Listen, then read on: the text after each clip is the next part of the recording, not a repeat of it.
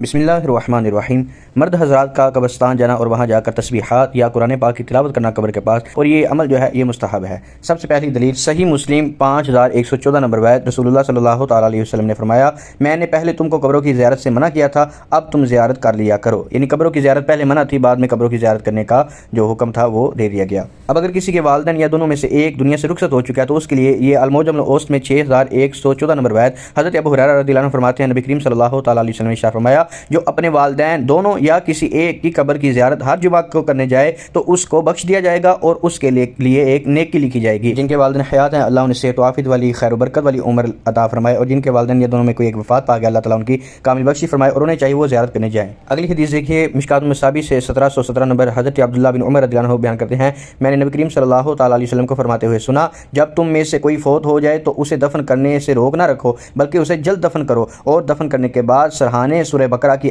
جو شروع والی آیات ہیں وہ پڑھو، اور پاؤں کی جانب سورہ بقرہ کی آخری آیات پڑھو۔ امام بہقی رحمۃ اللہ علیہ شعب الایمان میں بھی یہ حدیث لے کر آئے ہیں، شعب الایمان میں، اور انہوں نے فرمایا درست بات یہ ہے کہ یہ حدیث موقوف ہے۔ اور یہاں پر ایک قاعدہ یاد رکھیے گا، اگر کسی چیز کا حکم فرض ہو یعنی فرضیت ثابت کرنی ہو تو اس پر نص قطعی دکھائی جائے گی یا اس لیول کی دلیل دکھائی جائے گی کہ اس کی فرضیت ثابت ہو۔ کسی چیز کو ہم نے واجب ثابت کرنا ہو یا سنت ثابت کرنا ہو تو اس درجے کی دلیل دکھائی جائے گی، اور کسی چیز کو اگر مستحب ثابت کرنا ہو تو اس کے لیے اس درجے کی دلیل دکھائی جائے گی۔ اور اگر کوئی روایت موقوف بھی ہو یا کوئی ضعیف بھی ہو تو وہ جو مستحب عمل ہے، مستحب جس چیز کا حکم ہے اس کے لیے وہ پیش کی جا سکتی ہے، وہ قبول ہوتی ہے۔ اب ہمارے نزدیک قبرستان جا کے قرآن پاک کی تلاوت کرنا یہ چونکہ مستحب عمل ہے، اس پر میں دلیل بھی پیش کرتا ہوں۔ السنن الکبریٰ البیہقی میں 7068 نمبر روایت ہے، عبد الرحمن بن علاء بن لجلاج اپنے والد سے نقل فرماتے ہیں کہ انہوں نے اپنے بیٹے سے کہا، جب تم مجھے قبر میں داخل کرو اور لحد میں رکھ دو تو کہو بسم اللہ وعلی سنت رسول اللہ، پھر مجھ پر مٹی ڈالو اور میرے سر کے پاس